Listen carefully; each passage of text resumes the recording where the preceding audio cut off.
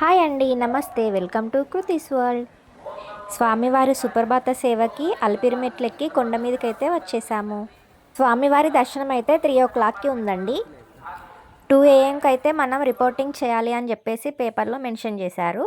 సుప్రభాత సేవకి దర్శనం క్యూ లైన్లో ముందుంటే స్వామివారిని ముందుగా ఇంకా ఫ్రీగా దర్శనం చేసుకోవచ్చు అని చెప్పేసి విన్నాము. అందుకే త్వరగా వెళ్దామని చెప్పేసి నైట్ 11:30కి అయితే లేచి రెడీ అయ్యి 1 వరకైతే స్టార్ట్ అయిపోయామండి. ముందు రోజే ఉగాది అయింది కాబట్టి అంతా డెకరేషన్ చేశారు. ఏనుగులను అయితే చాలా బాగా అలంకరించారండి. దర్శనానికి వెళ్ళాలంటే మనం స్వామివారి గోపురం నుంచి రైట్ సైడ్ వెళ్తూ ఉంటే ప్రత్యేక ప్రవేశ దర్శనం అని రాసుంటుంది. పైన కొన్ని స్టెప్స్ ఉంటాయి, అవి ఎక్కేసి ముందుకెళ్తే SQ1 అని రాసి ఉంటుంది. అలా ముందుకెళ్ళిపోవాలి నడుస్తూ.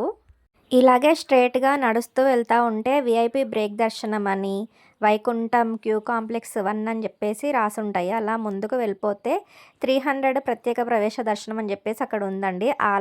మేము ముందే వచ్చేసాం కదా, ఒక 10-15 మంది ఉంటారేమో, వచ్చుంటారేమో అంతే అని అనుకున్నామండి.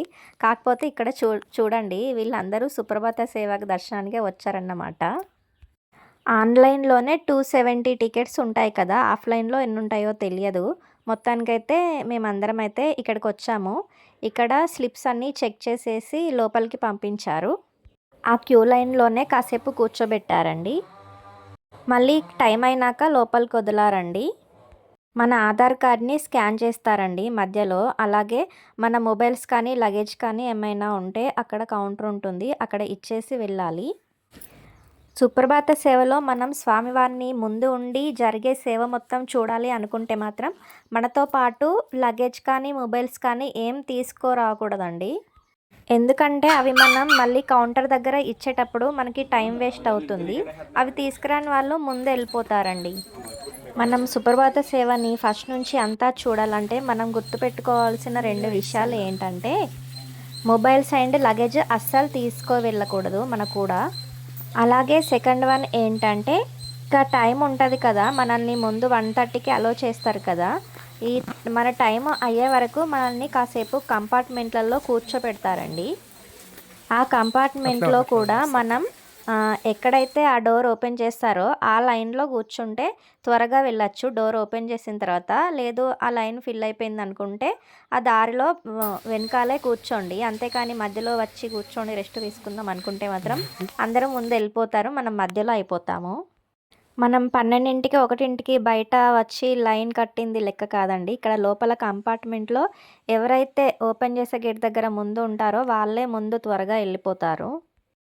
మనం గర్భగుడిలోకి వెళ్ళే ముందు కూడా మళ్ళీ ఒకసారి స్లిప్స్ చెక్ చేస్తారండి.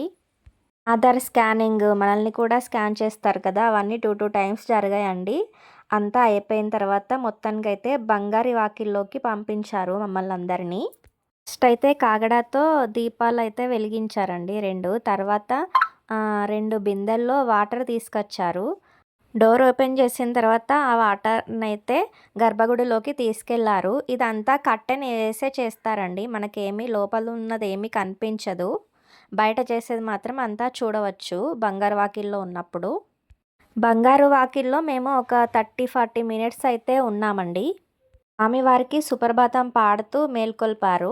తర్వాత అందరినీ లైన్గా మొదటి గడప వరకు దర్శనానికి పంపిస్తారండి. స్వామివారి దర్శనం మాత్రం అద్భుతం, అమోఘం అండి. అసలు మాటల్లో వర్ణించలేము. స్వామివారిని అంత దగ్గరగా చూస్తుంటే అసలు 2 కళ్ళు సరిపోలేదండి. స్వామివారి అనుగ్రహం ఇలాగే మాపై ఎప్పుడూ ఉండాలని కోరుకుంటున్నానండి. Thank you for watching.